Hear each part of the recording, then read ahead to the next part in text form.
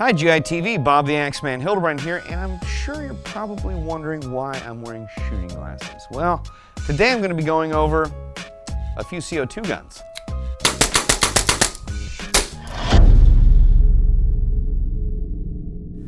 Airsoft GI would like to thank our sponsors.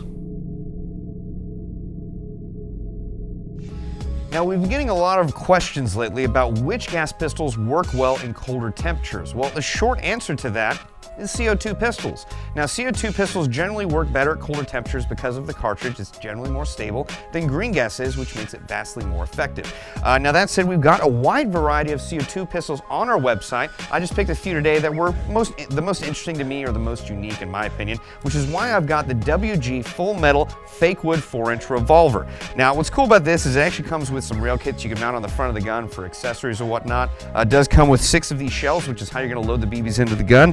And the CO2 cartridge is going to go into the pistol grip, which gives you a lot of different reloads on one charge.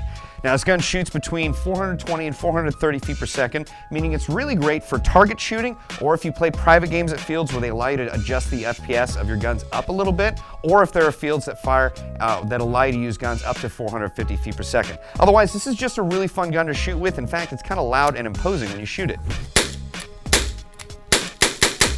Awesome, right? This goes for $119 on AirsoftGI.com, and there's multiple versions of this. But before we get done with this video, let's go on to the next gun.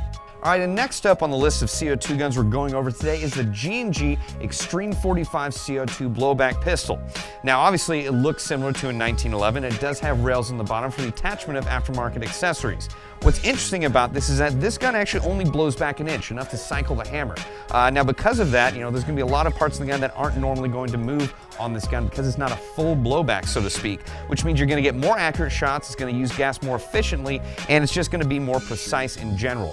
So that's a good thing for this gun. It does shoot around between 425 to 435 feet per second, so the same rules go for this gun as the previous one, in that this is a very good target shooting gun. It's good for private games where the players you're playing with are cool to play with guns that are under 450 feet per second, or if you play at a field that has a 450 feet per second limit, this is going to be a playable pistol.